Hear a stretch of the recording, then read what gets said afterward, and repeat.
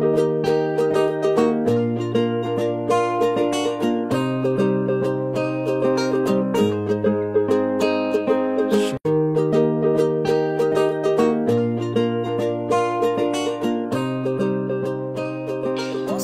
et bienvenue dans cette nouvelle émission d'Astro Vidéo qui commence à être un incontournable puisqu'apparemment vous la plébiscitez et merci pour tous vos petits messages de soutien, c'est toujours très sympathique.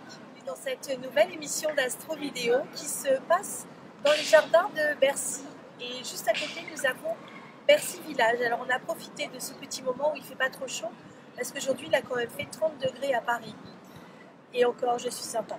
Alors aujourd'hui nous sommes le 15 juillet 2015 et les aspects astrologiques du jour, ça va être cette doriphorie. Qu'est-ce que c'est qu'une doriphorie? Une doriphorie, ça va être un encadrement planétaire, c'est-à-dire que là on a plusieurs planètes et ça touche les luminaires. Alors dans les luminaires, on a le Soleil et la Lune, ça tombe bien, ils sont côte à côte. Et puis on a Mars et Mercure qui sont côte à côte. Donc c'est 4 planètes. Mercure, la communication. Mars, qui est quand même l'énergie. La Lune, qui est un amplificateur, qui est le symbole féminin. Et le Soleil, qui est le maître du lion et qui est un symbole masculin. Tout est ensemble. Alors ce qui est super intéressant, c'est de voir que le Soleil, c'est le symbole de l'homme. Et on a la femme, qui est la Lune. On a aussi Mercure, qui est le jeune homme, et on a Mars qui est le maître du bélier. Et Mars symbolise l'amant. Alors, si je suis un peu taquine, mais j'aime bien être taquine, Mercure, donc le jeune amant, puisqu'il est à côté de Mars, Mercure à côté de Mars, a une amoureuse, la Lune, qui est prise apparemment avec un monsieur, donc son mari.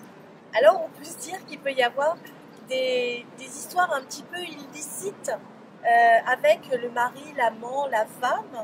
Et puis alors, c'est d'autant plus drôle que c'est en carré à Uranus. Uranus est quand même ce qui est anticonventionnel. Donc on peut se dire que c'est une liaison hors norme.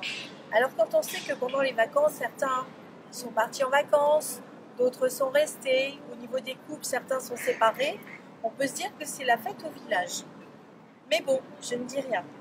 Alors, pour être un petit peu plus sérieux, cette doriphorie, donc la doriphorie, c'est toujours ces planètes qui sont rassemblées, mais avec les luminaires. Donc, dans les luminaires, on a la Lune et on a le Soleil. Le tout est en Cancer, c'est le signe de la famille.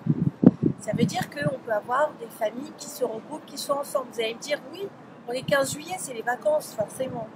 Alors, pour certains, il y aura des disputes, puisqu'on a le carré à Uranus maître du Verseau. Mais, en revanche, il y a un très très bel aspect avec Chiron qui est le guérisseur. Donc on va dire que la famille est contente et se répare et ensemble, elle se retrouve après les mois d'hiver, après le travail, après les vacances, au moment des vacances scolaires. Donc tout le monde se retrouve. Et puis, cette doriphorie fait un très très bel aspect avec Neptune en Poisson. Alors ça, c'est l'amour. L'amour inconditionnel, sans condition, sans jugement, l'amour filial, l'amour familial. Et dans un signe d'eau, l'eau c'est la mer, c'est aussi la musique, ça va être tout ce qui va être méditation, compassion, ouverture de cœur, amour. Voilà, donc toutes ces planètes-là vont être en bon aspect avec Neptune, donc il y a un aspect réparateur où la famille se retrouve au moment des vacances. Ça, c'est très sympa. Mais, il y a toujours un mais quelque part, parce que tout n'est pas rose.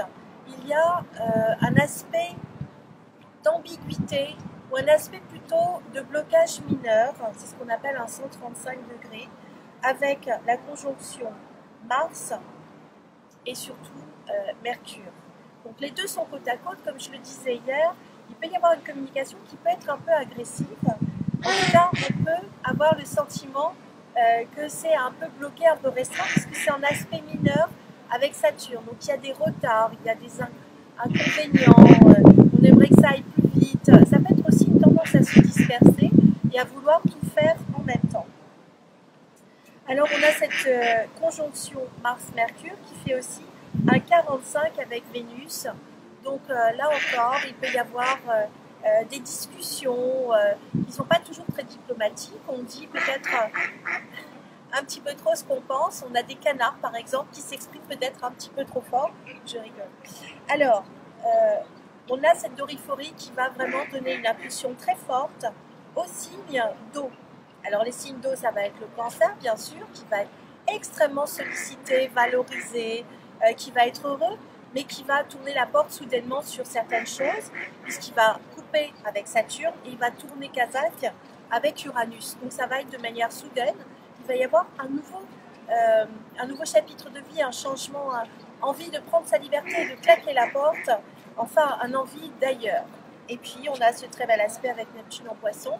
Donc, ça va favoriser les poissons qui vont s'ouvrir. Profitez-en, les poissons, parce qu'à partir du 18 septembre, vous aurez Saturne qui viendra vous ralentir. Donc, profitez bien de cette douceur de vivre. Profitez bien des opportunités. J'aimerais finir cette émission en parlant des Vierges, du 3e décan et des Balances du 1er décan. Alors à la fin des Vierges, vous avez la double conjonction avec les 2 lunes noires moyennes et vraies. Et surtout, vous avez la part de fortune qui est le sentiment de joie à 28 secondes près dans le signe de la Balance et le chemin de vie qui est toujours en Balance encore. Et tout ça, c'est un peu comme un ramassis de points karmiques dans un thème. Alors, il faut voir après dans quel endroit ça se situe dans votre thème, mais vraisemblablement, c'est une remise en question pour les poissons, puisque c'est à l'opposé du signe, sont quand même concernés.